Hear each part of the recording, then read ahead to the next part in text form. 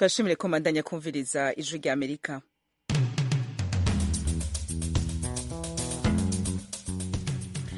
radiyo ijwi rya Amerika isamira na Washington DC mu Kirundi no mu Kinyarwanda. Mu Burundi muriko mutwumva ku mirongo migufi ya shortwave kuri metero 19 na 22.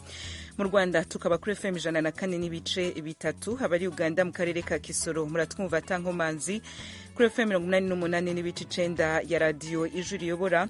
Ikaze makuru yo kuri no mugoroba mugiye gushikirizwa na Jodiana Ninahazwe. Uno musi u Rwanda rwahimbaje umunsi wo kwibohora hamwe n'ukwikukira. Uyu munsi tariki enye Nyakanga ari umunsi twizihiza isabukuru z'ubwoko bubiri tubitwarira hamwe. Ya mbere ni ubwigenge twabonye hashize imyaka 60 ubu, hanyuma 28 yo kwibohora.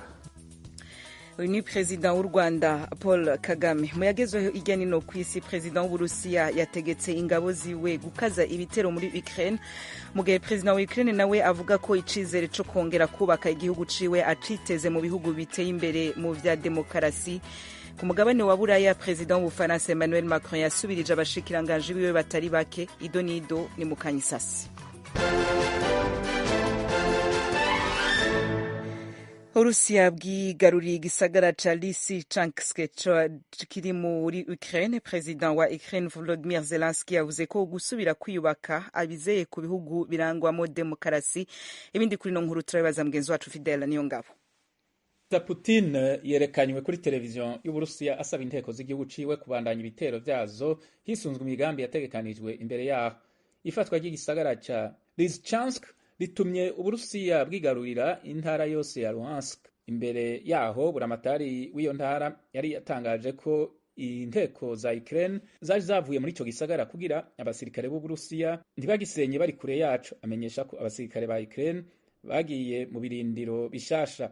Uwo buramatari yatangaje ko naho gutakaza intara ya Luhansk ari ibintu bibabaje cyane, ari urugamba rumwe ko badatakaje ingwano ubwayo. Yasavye ibihugu vyo mu burengero bw'isi kubaha ibindi bigwanisho kugira bahagarika ibitero vy'Uburusiya bibandanye. Perezida wa Ukraine Volodymyr Zelensky yatangaje ko inteko z'igihugu ciwe zizogaruka gusubira gufata igisagara ca Lysychansk mu gihe igihugu ciwe kizoba caronse ibindi bigwanisho bikomakomeye bigezweko. Uburusiya bwongereje muri iki gihe ibitero vy'amabombe mu bisagara bihana imbibe n'intara ya Donetsk, cane cane mu bisagara vya Sloviansk na Kramatorsk. Intara za Donetsk na Luhansk nizo zirimwe amahinguriro akomakomeye muri Ukraine. Haheze ibirenga gato y'indwi imwe inteko z'Uburusiya zifashe igisagara ca Severodonetsk imbere yuko igihugu ciwe gitangura ibitero muri Ukraine ku itariki 24 y'ukwezi kwa kabiri. Perezida Putin yari yemeje intara zompi za Luhansk na Donetsk ko zigenga.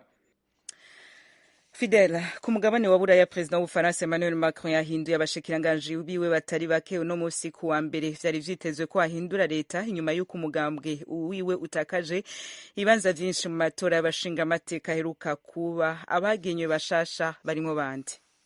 Perezida Macron ariko ntiyahinduye abashikiranganje bajejwe imigenderanire, ikigega no kwivuna abansi. Yagenye Jean-Christophe Combe y'umuyobozi w'ishirahamwe rijejwe gutabara kwa Rouge mu Bufaransa mu mabanga y'umushikiranganje mushasha ajejwe gufatana mu nda n'abafise ubumuga. Asubiriye warahari yitwa Damien Abad. Yagenye Laurence Bonne umutegetsi mukuru mu bijanye n'ubutunzi mw'ishirahamwe rijejwe gufashanya mu vy'ubutunzi n'iterambere mu mahanga mu mabanga y'umushikiranganje aserukira Ubufaransa mu muryango w'ubumwe bw'Uburaya. Asubiriye Clement Bonne yari umwe mu bantu bakomeye baganiye ivyerekeye kuva ku Bwongereza mu muryango w'ubumwe bw'Uburaya. Clement Bonne yabaye umushikiranganje mushasha ajejwe gutwara abantu n'ibintu. Christophe Béchu umukuru w'igisagara ca Angers yagenywe mu mabanga y'umushikiranganje ajejwe ibidukikije. Asubiriye uwitwa Amélie de Montchalin yatakaje kibanza ciwe mu matora y'abashinga amateka yabaye ku itariki 19 y'ukwezi kwa gatandatu mu Bufaransa. Abashikiranganje bajejwe amagara y'abantu n'ibidukikije nabo nyene bahinduwe. Naho umugambwe wa Perezida Macron watsindiye ibibanza bitari bike mu nama nshinga amateka ntiwaronse amajwi akwiye kugira ubandanye uyobora urwo rwego. Uzotegerezwa kugira urunani n'iyindi migambwe kugira imigambi yiwe ishobore kurengana.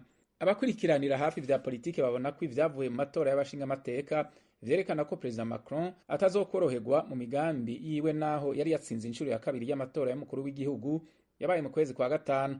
Ico gihe yari yatsinze umukandida bahiganwa Marine Le Pen.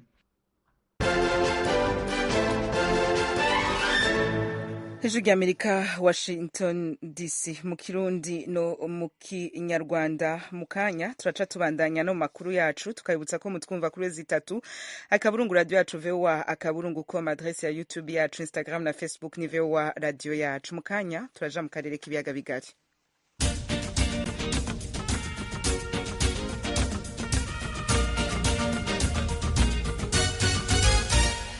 U Rwanda rwahimbaje umunsi wo kwibohora no kwikukira. Perezida w'ico gihugu Paul Kagame yashikirije ijambo abanyarwanda ryashimikiye ahanini ku kibazo c'umutekano mu karere k'ibiyaga bigari. Inkuru tubaza mugenzi wacu i Kigali mu Rwanda, Asumta Kaboyi. Nta birori nyirizina byabaye nk'uko byari bimenyerewe mu bihe byashize mbere ya COVID-19, gusa ari mu biro bye Perezida Kagame yahaye televiziyo y'igihugu ikiganiro cyasubije abari bamaze igihe bibaza niba umunsi w'ubwigenge utaribagiranye mu Rwanda. Uyu munsi tariki enye Nyakanga ari umunsi twizihiza isabukuru z'ubwoko bubiri, tubitwarira hamwe. Ya mbere ni ubwigenge twabonye hashize imyaka 60 ubu, hanyuma 28 yo kwibohora. Aho kugira ngo rero dukore ibintu byose hamwe, tufate umunsi umwe then dufate undi nyuma y'iminsi mike, twabishyize hamwe.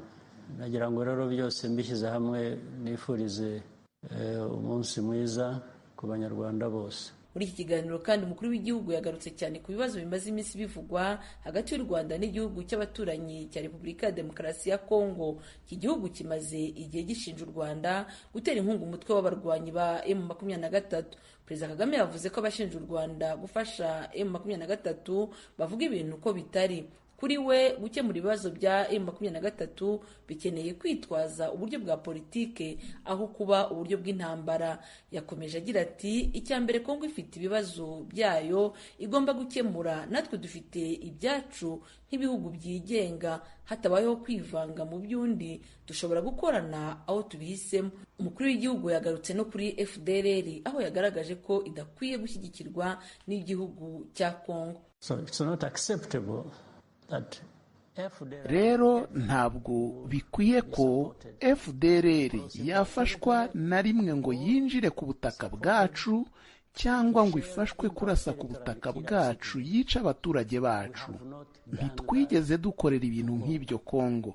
Icya kabiri, hakenewe gukemura mu buryo bwa politiki ikibazo cy'abanyekongo bavuga ikinyarwanda, harimo n'abo bagize icyo cyitwa M23. Perezida Kagame kandi yanagarutse ku bashatse guhungabanya umutekano mu gihe u Rwanda rwari mu bikorwa byo kwakira inama ya CHOGM y'ibihugu bihuriye ku rurimi rw'icyongereza. Byo guhuga byo ntabwo birimo, ahubwo bo nibo bashatse guhungabanya umutekano muri iriya minsi, bibwira ko duhuze, ariko ku buryo bwo guhuga bikatubuza umutekano wacu bo ntabwo bihari. Ndetse abenshi bifuzaga ko n'umutekano wahungabana no mu mujyi aho izo inama izabiri. Ntabwo byakunze, kandi n'ibindi bihe ntabwo bizaborohera. Perezida Kagame kandi yasubije Perezida wa Kongo Felix Tshisekedi n'abandi bavuga ko badashaka ko u Rwanda ruzatanga ingabo mu z'umuryango wa Afurika y'Iburasirazuba zizajya gushakira amahoro Kongo. Yagize ati, ntabwo turimo gusaba ngo tubigiremo uruhare. Perezida Kagame yavuze ko izindi ngabo zitanze icyizere ko ntawe uzongera guhungabanya umutekano w'u Rwanda nk'ibirimo kuba muri iki gihe, ko nta kibazo u Rwanda rwagira. Yakomeje agira ati, twakwishimira ko bikorwa nta ruhare tubigizemo, kuko ubundi kubigiramo uruhare bidusaba ikiguzi. Umunsi wo kwibohora bahuriranye n'igikorwa cyabereye mu ntara y'Amajyepfo mu karere ka Nyaruguru, ahabaye ibikorwa byo gutaha amazu yubakiwe abatishoboye. Asumta Kaboyi, Ijwi ry'Amerika, i Kigali. Asumta Kaboyi, urakenuye. Inkuru yawe abakunzi b'Ijwi ry'Amerika bashobora kongera kwisanga kuri wezi3 akaburungu radio yacu VOA akaburungu com. Wagarutse mu vy'umutekano mu karere. Mu gihugu c'u Burundi, umutama n'umwuzukuru wiwe barayibishwe n'abantu bitwaje inkoho muri komine Rugombo, intara ya Cibitoke, mu buraruko bushira uburengero bw'u Burundi, hari mw'ijoro ry'ejo kwa Mungu. Umutamakazi wiwe nawe nyene yarakomeretse. Abisha abo bantu baciye biruka bakaba bataramenyekana. Reka ibindi tubaze umugenzi wacu Eloge Wirikaneza akorera mu biro vy'Ijwi ry'Amerika i Nairobi muri Kenya. igitero cahitanye umutama Joseph Ndahabonimana w'imyaka 85 n'umwuzukuru w'imyaka 20 cabaye saa 5 zirenga gato mw'ijoro ryo kuri uyu w'Imana cabereye ku musozi na zone Kiramira ni muri komine Rugombo mu ntara ya Cibitoke mu buraruko bushe burengero bw'u Burundi. Uwo mutama yarashwe amasasu 15 yose nk'uko vyemezwa n'abasigwa biwe. Colette Kobwa afite imyaka 38 umupfakazi wa nyakwigendera yabwijwe rya Amerika uko vyagenze. Nawe nyene yakomerekejwe n'urusasu.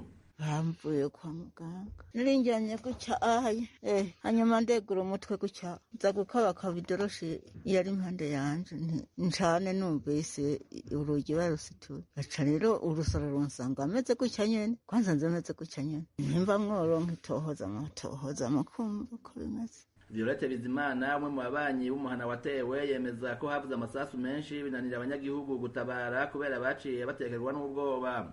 Twebwe tumaze kumva iyo nkuru mbi kwibaye twaracitse umugongo tubura uko tubigenza. Hari mw'ijoro nko masaa 5 twumva inkoho ziravuze, hama rero inkoho zivuze twese turabyuka turiruka nyene tugize gutya twumva inkoho yongeye kuvugira mw'ibarabara, turabura uko tubigenza turaririra mu nzu uti turashize inkoho nye zari urusakisaki, tuca tubura uko tubigenza tubonye rikeye dushima Imana dusanga ko kabi kabishe kabaye hano umuntu bamwishe bamutabanyanze n'amasoro ntiworeye ukuntu bamugize. Umupfasoni Bizimana asigura ko atangorane n'imwe nyakwigendera n'abiwe bari bafitaniye n'abantu mu kibano. Uyu muryango twebwe twari tubanye neza n'ukuri nta ngorane zari zirimo, oya nta ngorane zarimo n'ukuri twasenyera ku mugozi umwe. Twebwe icyo twosaba abajejwe umutekano nuko bokurikirana bakagira itohoza, hari igihe Imana yofasha bakamenya iherezo ry'abakoze ako kabi.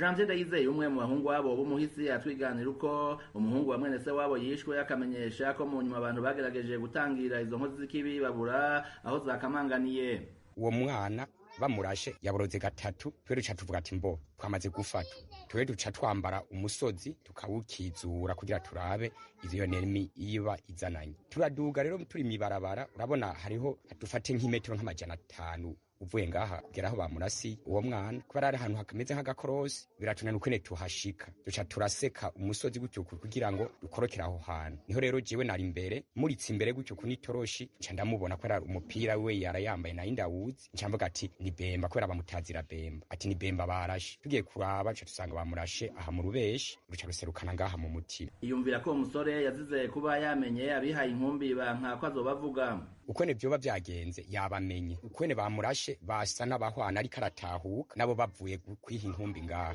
Umuciye ku muntu ndakuzi nca ndakumenya ati uyu ni Kwizera canke urya ni Elias, nkeka bavuze ati uyu muhungu aratumenye aratuvuga. Rero guca bahindukira rero bararumurasa ko barumurashe mu rubeshi ruseruka mu mutima. Jico no hamagarira abantu baba gifise ibigwanisho bicira umuriro mu nzu. Umuntu wese atunze igigwanisho atabifitiye uburenganzira ko yogitanga kubajeje umutekano kugira ngo ntibigume vyiha inkumbi. Je no saba rero abantu bajeje umutekano ukora amatohoza yimbitse izo nkozi zikamenyekana zigashengezwa zikaja habona. Umukuru wa zone Kiramira amenyesha ko vyagoye cyane abanyagihugu kuja gutabara kuko bateye bari bitwaje ibigwanisho bicira umuriro, ariko arabashimira ko batabaje hakiri kare kandi bashwa baduka uko bashoboye. Ahamagarira abanyagihugu kwirinda kwihorana ni mu gihe bivugwa ko indyane z'amatongo zishobora kuba ziri inyuma y'ubwo bwicanyi. Jean-Marie Nduwimana. Ubwa mbere ico dusaba bene gihugu nukubana mu mahoro, hama tukabasaba kandi gutanga amakuru kugira ngo abakora ubwo bubisha bashobore kumenyekana, kuko uyu munsi nibajya bagiye mugabeje hashobora kugenda abandi. Rero atagikozwe kugira ngo umutekano w'abene gihugu kingirwe kandi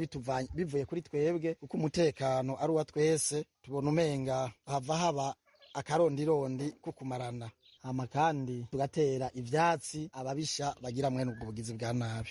Nta kirindiro c'igipolisi canke c'igisirikare kiri hafi y'umutumba wabereye ico gitero. Abajeje intwaro bibaza ko ari naco gituma vyoroheye abagizi ba nabi kwinyuranganya bagahunga bitagoranye. Eloge Urikaneza, Ijwi rya Amerika. Eloge Urikaneza nawe tugukengurukire. Tukiri kuyavugwa ku Burundi, abanyagihugu mu ntara ya Ngozi begereye uruzi Kanyaru ruri ku rubibe Burundi ruhana n'u Rwanda bari mwisekeza yo gutera imisuna ku nkengera zarwo. Bakaba babifashijwe biciye mu mugambi wa leta y'u Burundi yitwa Ewe Burundi urambaye, bakamenyesha ko ico gikorwa ari ico kubuza urwo ruzi gusitura inkombe zarwo no gukingira indimo zabo. Inkuru Ijwi rya Amerika yateguye iciye ku bakunzi bayo mu Burundi, muyisomerwa n'umumenyesha makuru wacu ari Kigali mu Rwanda Thierry Ndayishimiye. buri munsi wa kane ni umunsi leta y'u Burundi yahariye gutera ibiti ku misozi no ku nkengera z'inzuzi ibicishije mu mugambi ewe Burundi urambaye. Abanyagihugu bo mu ntara ya Ngozi baba hafi y'uruzi Kanyaru ruri ku rubibe Uburundi buhana n'u Rwanda bari mu bitabira ico gikorwa. Abakunzi b'Ijwi ry'Amerika abishikiye ku munsi wa kane w'indwi iheze mu kiyaya ca Congore zone Giheta turi muri komine Marangara. Abato n'abakuze bari ku kivi mu kanyamuneza kenshi batera imivyaro y'imisuna ku nkengera za Kanyaru. Twaje mu gikorwa cyo gutera imisuna ku muntu mbere zo gukingira inkombe z'uruzi kubera uruzi twebwe haguma hasenyagurika, ariko mugabo leta yararavye uwo mugambi wo Burundi urambaye shirazana imisuna kugomba dutere natwe ntihongere kubomagurika. Twaje mu kivirusi cyo gutera imisuna kuko urabona Burundi urambaye yafite ikintu imwe aduteramwe imbaraga kiza kandi igiterambere kinini kumbe zashyumuri byaje amazi ava mu Kanyaru atembera zino kugira agabanuke. Abanyagihugu bo mu ntara ya Ngozi ntibatamba birorera mu kwambika imisozi no mu gukingira inkengera z'inzuzi. Emmanuel Ntaconsanze buramatari w'intara ya Ngozi arifatanya n'abarongoye. Mu ntara ya Ngozi haba mu makomine ari ku mupaka turabona yuko uyu mugambi wadufashije cyane, kandi tukabona yuko ku ruzi rwa Kanyaru duhana n'igihugu kibanyi cy'u Rwanda turabona yuko umugambi ushimishije cyane kuko ubu turiko turatera ahari hasigaye kuvuga yuko ari hafi 100% duhejeje gutera kuri ruruzi hazaba hasigaye kuja kuraba iyindi misozi tambaye. Eka n'indongozi z'umugambi ewe Burundi urambaye uri kurateragira ibiti ku rwego rw'igihugu mu ntumbero yo gusubiriza ibyahuye n'intambara n'imiriro ya Nyakanga zishima intambwe uwo mugambi ugezeko, ari kumwe n'abanyagihugu b'Imarangara mu gutera imisuna ku nkengero z'uruzi Kanyaru ku munsi wa kane w'indwi iheze. Urongoye umugwi w'ubuhinga mu mugambi ewe Burundi urambaye ashima intambwe uwo mugambi ugezeko. General Major Marius Ngendabanka arongoye uwo mugambi. Turavye umugambi ewe Burundi urambaye kuva ubishingwa washinzwe ku myaka 7 aho twategerezwa gutera ibiti miliyoni 21. Ubu rero tugeze hagati na hagati y'ico kiringo tukaba tubona yuko ivyo biti tumaze kubirenza kure. Inyuma yo guteragira mu mpera z'indwi iheze imivyaro y'imisuna 5,500 ku nkengera z'uruzi Kanyaru, iyo ntwazangabo y'ipeta rya General Major yibukije abanyamarangara akamaro ko kubungabunga ibidukikije. Igisubira inyuma niki nibirenge nimusubira inyuma ngira abajejwe intwaro abajejwe uburimyi ubworozi abandi bose ijya ntambwe twashitseko ijya metero 15 no kuzubahiriza ntihagire umuntu asubira kuzirimamwo, hama natwe tugasha tugira gute tugasha tuzitera mu ibiti kujya twabigize kujya hakurya ya Kanyaru mubona babigira murabona yuko baduhaye akarorero sivyo gaye. Iruhande yo gukingira inkombe z'uruzi Kanyaru, indongozi z'umugambi ewe Burundi urambaye zabwiye abakunzi b'Ijwi ry'Amerika ko harimwo no gukingira imbibe z'igihugu. Ku ruhande rw'intara ya Ngozi uwo mugambi uri kurarangurirwa mu makomine ya Nyamurenza, Busiga, Mumba hamwe na Marangara yegereye uruzi Kanyaru ruri ku rubibe Uburundi buhana n'igihugu kibanyi c'u Rwanda. Ivyo bihugu ko ari bibiri bisanganywa amatati ashingiye ku gasozi kitwa Sabanegwa buri gihugu kivuga ko kacegukira. Ku ruhande rw'u Burundi abajejwe intwaro muri komine ya Mumba bakavuga ko uruzi rwa Kanyaru ari go nkwezi y'amarere rwataye inzira gwimukira hino yako gasozi, abanyarwanda abaca barakiyitirira. Ivy'indongozi z'u Rwanda nazo nyene zamirira kure mu kuvuga ko gasozi Sabanegwa kamye ku butaka bw'ico gihugu. Muri Isanga ni ikiganiro cy'Ijwi ry'Amerika kibanda ku bibazo binyuranye byo mu karere k'ibiyaga bigari bya Afurika.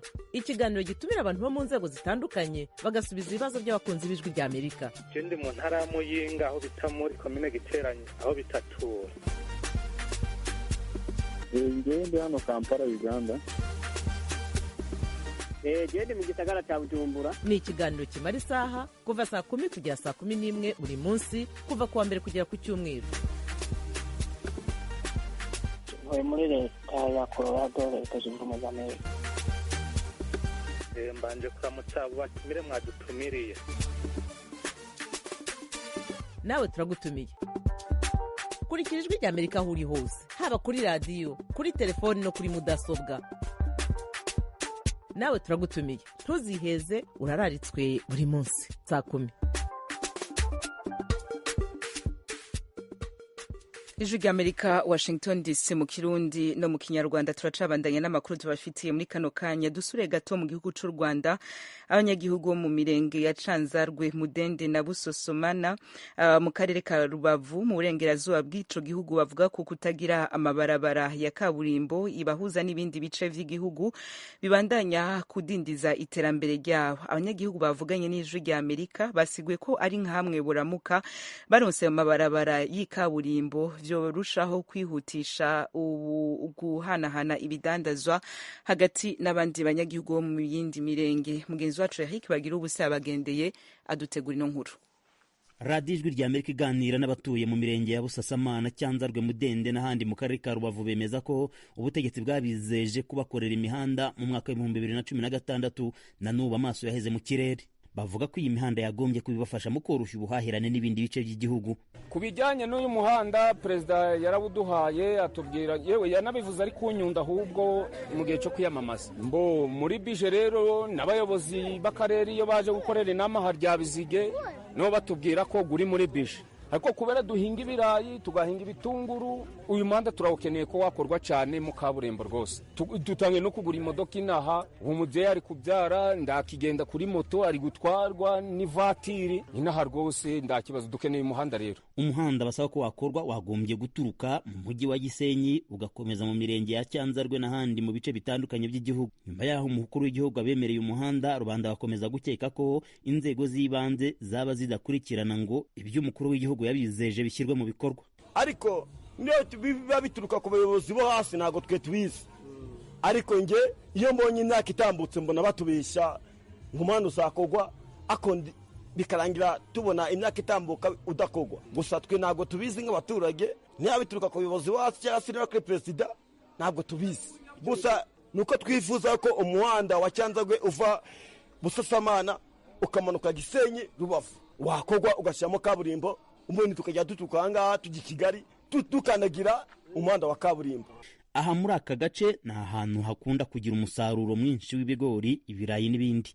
Bakavuga ko baramutse babonye iyo mihanda byarushaho kwihutisha iterambere ryabo. Turasaba ubufasha mwebwe musinzwe kutugerera aho tutagomba kwigerera, natwe bakadukorerwa umuhanda ubundi natwe tukishima. Nge navuga ibimbaho cyangwa se kuri mugenzi wanjye, umuturage ahinze imyaka ye biramugora kubaye ku buryo yageza ya myaka ye i Kigali n'igihombo. Akica twifuza nyakubahwa perezida Paul Kagame muzadusobanurire mu mubwire ngo ewana abaturage ba Cyanzarwe cyangwa se ba Gisenyi Rubavu basicyo bashaka kugira ngo ubahereze umuhanda muzima ewana, ubundi bikorwa babikugezeho nk'abaturage bagukunda. Asubiza kuri iki kibazo, Bwana Jean-Marie Vianney Gatabazi utegeka Minisiteri y'Ubutegetsi bw'Igihugu asobanura ko imihanda umukuru w'igihugu Paul Kagame aba yaremereye abaturage itakubakirwa icyarimwe. Minisitiri Gatabazi yizeza ko iyi manda y'imyaka 7 izarangira ibyo Perezida Paul Kagame yizeje abaturage barabishyize mu bikorwa. Hari imihanda mu gihugu nyakubahwa Perezida Paul Kagame abaturage yose yashyizwe mu nyandiko, imyinshi irimo gukorwa, hari n'izatangira n'ingengo y'imari y'umwaka. Umuhanda rero nawo w'abaturage bemerewe witwa ukora umuhanda w'umutekano uva mu mujyi wa Rubavu ukajya Kabuhanga ukaza gukomeza ugera ku Kabari. Ni umuhanda n'ubundi ukiri muri gahunda nubwo utaratangira bwose. Ibintu byose nyakubahwa Perezida wa Repubulika yemerera abaturage ntabwo bikorerwa mu mwaka umwe, hari bishobora gukorwa muri uyu mwaka, ariko ikirere nuko bitazarenza umwaka wa 2024 uwo muhanda utarakorwa, niko gahunda zawo zimeze. Minisitiri Gatabazi agakomeza asobanura ko mu mujyi wa Rubavu imihanda yarimo ikorwa ku nkunga u Rwanda rwahawe na Banki y'Isi yari yarahagaze, ubu imirimo yongeye gusubukurwa. Yizeza ko muri uku kwezi kwa 7 bahawe ayo masoko batangira gukora iyo mihanda. Gatabazi agasobanura ko n'iyo mihanda abaturage bakomeza gusaba izabirimo. Ahmed Rusa, Ijwi ry'Amerika ku Gisenyi mu burengerazuba bw'u Rwanda.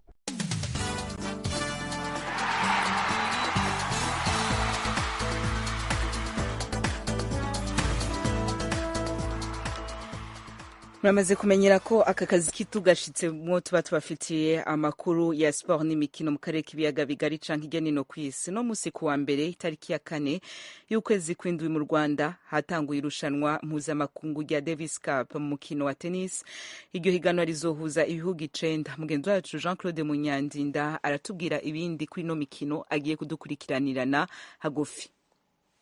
Kuri uyu wa mbere i Kigali mu Rwanda hatangira irushanwa mpuzamahanga ry'umukino wa tennis rizamara iminsi 6. Iri rushanwa ririmo kubera ku bibuga by'ishuri rikuru ry'imyuga n'ubumenyingiro IPRS Kigali ryitwa Davis Cup ishami rya Afurika, rikaba rigamije kugaragaza amakipe y'intyoza akava mu cyiciro runaka akazamurwa mu cyiciro gikurikiraho. Ibisobanuro ku mvano y'iri rushanwa rya Davis Cup muri tennis turabihabwa na perezida w'ishyirahamwe ry'umukino wa tennis mu Rwanda Theoneste Karenzi. Ni irushanwa ryitwa Davis Cup, ni ibihugu biba bikina kugira ngo bishobore kuzamurwa mu ntera. Davis Cup ubundi ni nk'igikombe cya tennis, ariko tennis iba mu byiciro. Twe rero turi mu cyiciro cya 4 cya Afrika, hakaba icyiciro cya 4 cyo muri Aziya, cyo muri Europe, ariko twebwe tugiye kwakira icyiciro cya 4 cya Afrika. Hagiye kuza hano mu Rwanda ibihugu 9, ibindi bihugu 8 bikakirwa na Cameroon. Ikipe izatsinda hano izazamurwa mu ntera, izatsinda Cameroon n'amakipe 2 azazamuka. Amakipe 9 arimo guhatana yagabanyijwe mu matsinda 2. Itsinda rya mbere rigizwe n'amakipe 4 ariyo u Rwanda, Uganda, Sudani na Tanzania, naho mu itsinda rya kabiri hakabamo ibihugu 5 ariryo Botswana, Angola, Togo, Congo Brazzaville na Repubulika Iharanira Demokarasi ya Kongo. Umuyobozi w'ishyirahamwe rya tennis mu Rwanda Theoneste Karenzi arasobanura impamvu zatumye iki gihugu gihabwa aya mahirwe yo kwakira irushanwa rya Davis Cup ku nshuro ya mbere. Kuba baratwemereye kuryakira hari impamvu nk'eshatu umuntu yababwira. Icya mbere, turi abanyamuryango beza ba ITF, ntabwo turi abanyamuryango badatanga imisanzu byacu tuyitanga neza. Ikindi cya kabiri, impamvu nuko bamaze kubona ubunararibonye bwacu mu kwakira amarushanwa kandi akagenda neza. Icya gatatu ni nuko nta narushanwa na rimwe rya ITF tutari tubwitabira. Amarushanwa yose ya Davis Cup aho yagiye aba twagiye tuhajya kandi tukanitwara neza. Mu mikino y'ikubitiro yabaye kuri uyu wa mbere nyuma y'ibirori byo gufungura irushanwa, abakinnyi b'u Rwanda batangiye neza. Mu cyiciro cy'abakina ku giti cyabo, abakinnyi 2 b'abanyarwanda batsinze abanya-Uganda mu buryo bworoshye. Ernest Habiyambere yatsinze Ronald Wakori na Sawali, Bertin Karenzi nawe atsinda Ocean Geoffrey. Mu cyiciro cy'abakina ari 2-2 nabwo u Rwanda rwatsinze Uganda, aho Bertin Karenzi afatanyije na Etienne Niyigena batsinze abanya-Uganda aribo Ocean Geoffrey wari ufatanyije na Edward Birungi. Uku gutangira neza no kuba ikipe irimo gukina imbere y'abafana bayo biratanga icyizere ku ruhande rw'u Rwanda ko rushobora kwegukana umwanya wa mbere. Icyizere kirahari rwose. Ibihugu n'abakinnyi bacu twateguye barabikubwira, abakinnyi baba baziranye barakubwira bati igihugu cyadutera ibibazo niki, ariko bamaze iminsi banitoza bameze neza. Numva ntacyo babuze kandi n'abakinnyi n'abandi baraziranye, natwe turabazi ibyo bihugu turabizi, cyane yuko noneho bafite na motivation yo kuba bakinira mu gihugu iwabo, bafite na support. Ibi ni impamvu nababwiraga kubaba hafi tukabogeza nuko biteguye n'ubuhanga tubaziho, turumva dufite icyizere. Iyi mikino ya Davis Cup irimo kubera mu Rwanda izarangira kuwa 6 tariki ya 9 y'uku kwezi kwa 7. Ikipe izegukana umwanya wa mbere ikazahita izamurwa mu cyiciro cya 3 ivuye mu cyiciro cya 4. Yari Claude Munyandinda i Kigali.